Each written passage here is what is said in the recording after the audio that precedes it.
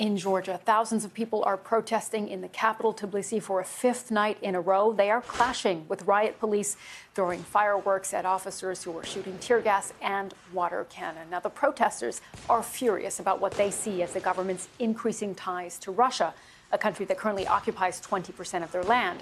Earlier this year, the Prime Minister's party, the Georgian Dream Party, passed a law that critics say is similar to a piece of Russian legislation that suppresses independent journalism and targets dissidents.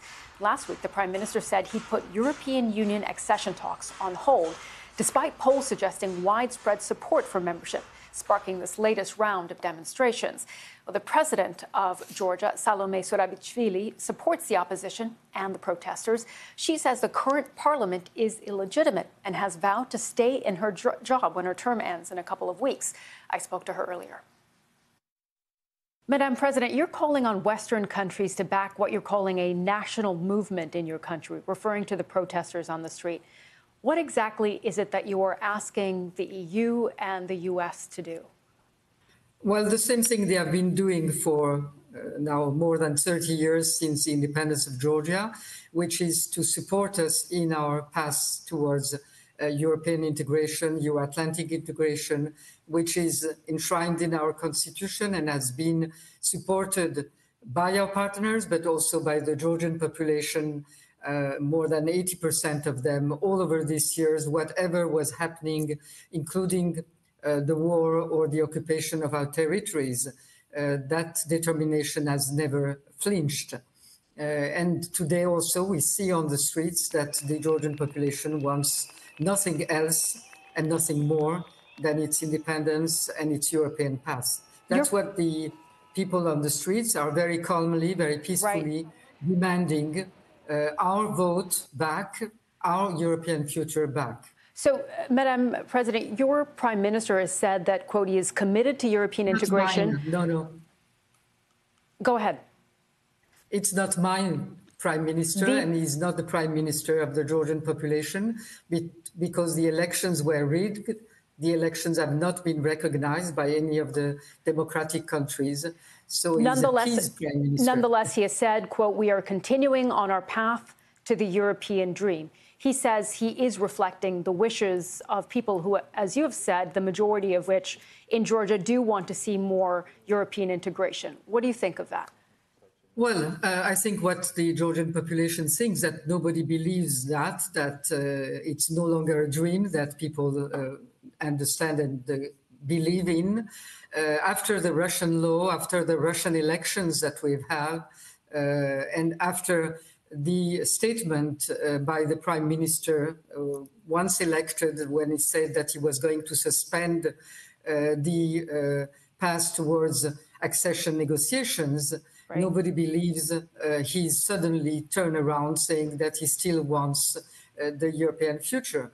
What it is true is that the very vast majority of the Georgian population, more than 80%, has wanted, wants, and will want in the future to stay on this European path. So let me ask you, diverge the population and this one rule, one man party. You call these Russian elections, thereby you are accusing the current Prime Minister. You say he's not the Prime Minister, of ties to the Kremlin. That is something he has denied.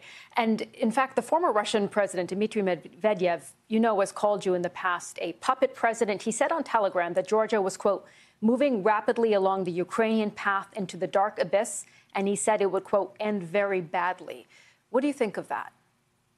Well, I think that that's exactly the proof of the links between the current one-party rule and the Kremlin, is that each time they move further away from the European path and closer to the Russians, they receive compliments. And lately, this statement of the Prime Minister saying that he was going to suspend the path towards European accession negotiations was vehemently complimented by Mr. Putin, by Mr. Medvedev. But what about the comparison to what we saw in Ukraine, Madam President? What about this comparison to the protests that we saw in Ukraine? That's the Russian propaganda, which we do not have to get in.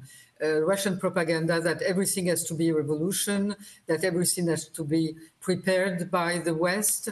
There is nothing of that kind. There is a very calm, very peaceful population that wants to have its voice heard, that its will is to go towards Europe. And that has been the case for centuries for Georgia, will not accept that foreign power deters it from its destiny, which is the European community. You said the peaceful movement, Madam President. I just want to ask you about this because this is something that the Prime Minister, again, you've said this is not your Prime Minister, has criticized. He said, quote, despite the heaviest systematic violence applied yesterday by the violent groups and foreign instructors, the police acted at a higher standard than the American and European ones. He's referring there to criticism from the U.S.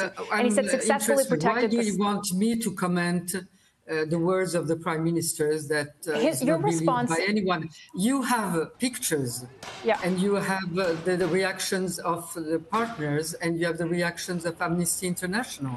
So why should I be the president of the country commenting on a Prime Minister that, like in any dictatorship, is trying to justify the use of repression and the use of force against a peaceful population? I don't understand your questions, and I'm not going to continue on that path.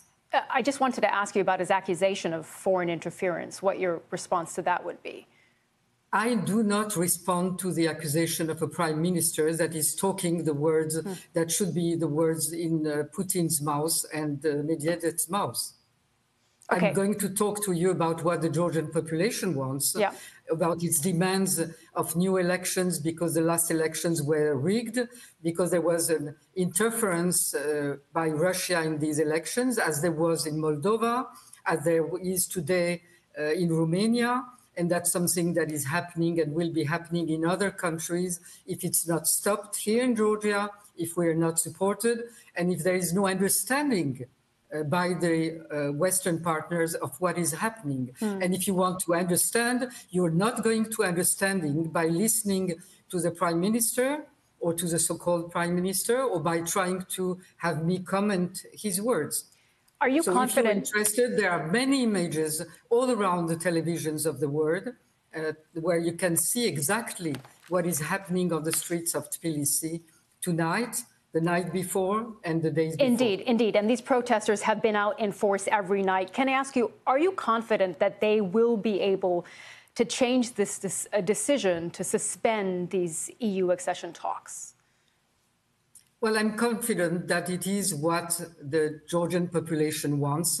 And Georgia is a country that has been resilient for centuries to all the empires that were trying to subdue it. And it has come, a very small country in a very difficult region, it has come to this day. So I don't think that the small group of people that is now trying to take Georgia away from what it has gained in the first independence, in the second independence, will succeed. So I don't know how that will be done, but I'm sure that the will of the people will finally overcome.